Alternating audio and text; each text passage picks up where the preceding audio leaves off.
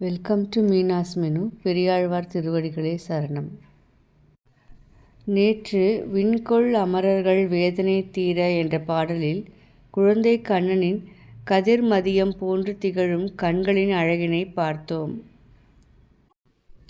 இன்று பெரியாழ்வாரின் முதற்பத்து 2ஆம் திருமொழியில் 7வது பாடலான பருவம் நிரம்பாமே பாரெல்லாம் என்ற பாடலை பார்க்க இருக்கின்றோம்.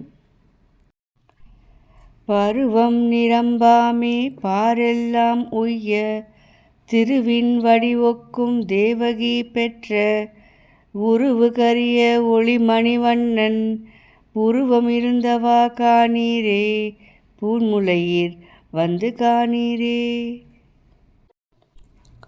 இப்போது இப்பாடலின் பொருள் விளக்கத்தினை பார்க்கலாம். இளமை பருவம் வருவதற்கு முன்னமே சிறு குழந்தையாக இருக்கும் போதே உலகத்து மக்களை காக்கும் பொருட்டு தீயவர்களை அழித்தவன் கண்ணன்.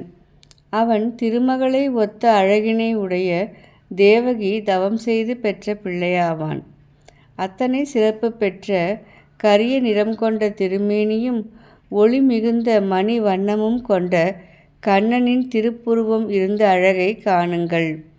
அணிகலன்களை அணிந்த மார்பினை உடைய பெண்களே காணுங்கள் என்று யசோதை கண்ணனின் புருவங்களின் அழகை காண வருமாறு அங்குள்ள பெண்களை அழைப்பதாக பெரியாழ்வார் பாடுகின்றார்.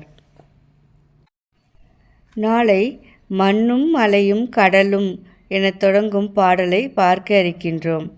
பெரியாழ்வார் திருவடிகளே சரணம்.